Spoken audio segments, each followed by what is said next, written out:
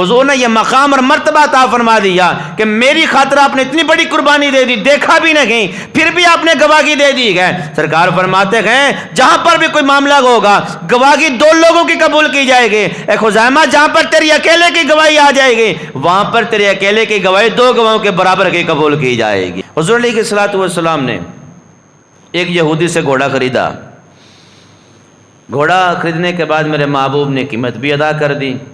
اب قیمت لینے کے بعد وہ یہودی اپنے دوستوں کے پاس گیا، اس نے جا کے کہا جی میں نے محمد عربی سے اپنے گھوڑے کا سودا کر لیا، گھوڑا دے دیا، قیمت لے لیا۔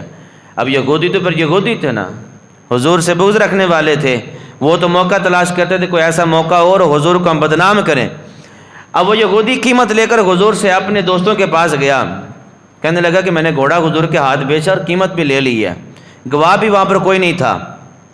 اب وہ یہودی کہنے لگے کہ ہم پلاننگ بناتے ہیں، اتنے لوگ حضور کے ساتھ محمد عربی کے ساتھ ہوتے جا رہے ہیں، اب ہم سارے اکٹھے ہو کے محمد عربی کے پاس جاتے ہیں، کہتے ہیں کہ آپ نے گھوڑا لیا لیکن قیمت نہیں دی، گھوڑا لے لیا گئے قیمت نہیں دی، یا پھر قیمت ادا کریں یا پھر گواہ پیش کریں، دونوں میں سے ایک بات ضروری ہے، یا پھر قیمت پیش کی جائے یا پھر گواہ پیش کیا جائے۔ حضور نبی کریم صلی اللہ تعالی وسلم نے ارشاد فرمایا جب ہمارے گھوڑے کا سودا ہوا تھا نا ہمارے پاس گواہ موجود نہیں تھا، گواہ موجود نہیں تھا۔ اچھا اگر گواہی کی بات آ گئی ہے، اگر اس بات پر اللہ رب العالمین گواہی دیتا تو رب گواہی دے سکتا تھا، آسمانوں سے حضور کی گواہی آ جاتی۔ اس محبوب کی شان یہ ہے کہ نماز پڑھ رہے ہوں اور نماز میں ارادہ ظاہر کریں اور چہرہ ودعا آسمان کی طرف اٹھائیں، 2 رکعتیں پڑھی ہوں اور 2 رہ چکی ہوں، نماز میں کہ ارادہ دل کے اندر ہو اور چہرہ ودعا آسمان کی طرف اٹھا رہے ہوں اور رب العالمین یہ سارا منظر دیکھ رہا ہو، رب فرمائے محبوب نماز ختم ہونے کا ارادہ بھی نہ فرمائیں، جس طرف آپ کا جی چاہتا ہے اس کو قبلہ بنا دیں، اس کو قبلہ بنا دیں۔ جس محبوب کی رضا یہ ہے کہ نماز مکمل نہ ہو، نماز میں قبلے کو تبدیل کر دیا جائے، ایک ہی نماز میں 2 قبلے ہوں، مسجد اقصی اور مسجد حرام 2 قبلے ہوں ایک ہی نماز میں۔ اگر رب نماز مکمل ہونے سے پہلے مصطفیٰ کی رضا کو مکمل فرما دے، اگر وہ رب چاہتا تو آسمانوں سے گواہی بھی دے سکتا تھا، یہودی میں گواہی دیتا ہوں کہ میرے محبوب نے گھوڑا لیا بھی ہے، قیمت بھی ادا کر دی ہے۔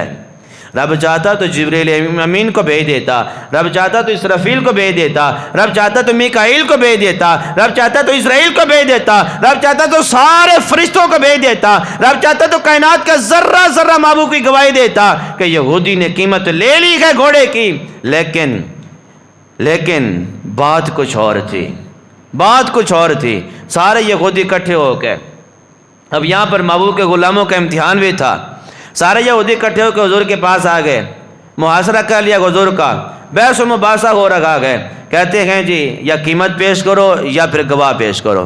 حضور فرماتے ہیں گواہ تو تھا نہیں لیکن قیمت میں نے دے دی ہے۔ یہی باتیں ہو رہی تھیں، حضور علیہ الصلوۃ والسلام کے قریب سے حضور کے صحابی کرتے خزیمہ رضی اللہ تعالیٰ عنہ کا گزر ہوا، یہ ساری باتیں سنی اور رک گئے۔ حضور فرماتے ہیں گواہ موجود نہیں تھا لیکن ہمارا سودا ہوا ہے، قیمت میں نے ادا کر دی ہے۔ حضرت خزیمہ قریب سے گزرے، حضور فرما رہے ہیں قیمت میں نے دے دی۔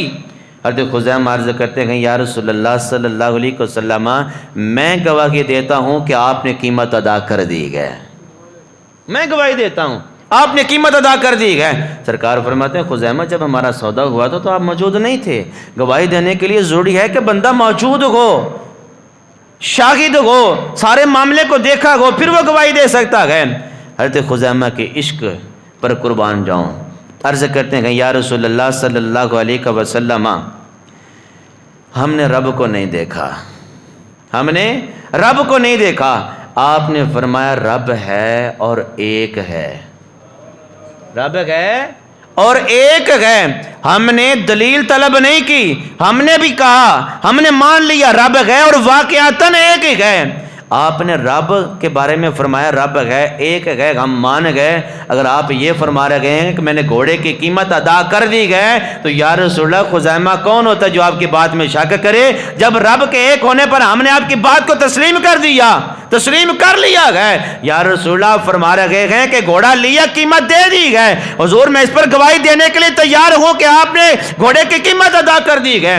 جب حضور نے یہ عشق دیکھا کرتے خزیمہ کا، سرکار فرماتے ہیں اے خزیمہ کوئی بھی معاملہ ہو، قیامت تک کوئی بھی معاملہ ہو، گواہی دو لوگوں کی قبول کی جائے گی۔ اللہ اکبر۔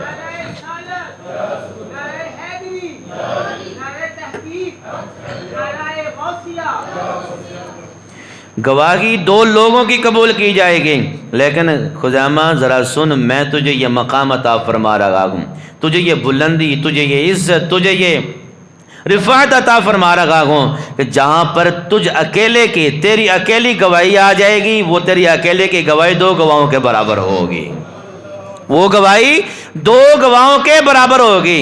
قانون ہے، یہ قرآن کا قانون ہے، کوئی بھی معاملہ ہو دو گواہ ہو تو بات کو مانا جائے گا، لیکن حضور کا یہ خاصہ ہے، حضرت خزیمہ کا یہ خاصہ ہے، حضور نے یہ مقام اور مرتبہ عطا فرما دیا کہ میری خاطر آپ نے اتنی بڑی قربانی دے دی، دیکھا بھی نہیں، پھر بھی آپ نے گواہی دے دی ہے۔ سرکار فرماتے ہیں جہاں پر بھی کوئی معاملہ ہوگا گواہی دو لوگوں کی قبول کی جائے گی۔ اے خزیمہ جہاں پر تیری اکیلے کی گواہی آ جائے گی، وہاں پر تیرے اکیلے کی گواہی دو گواہوں کے برابر کی قبول کی جائے گی۔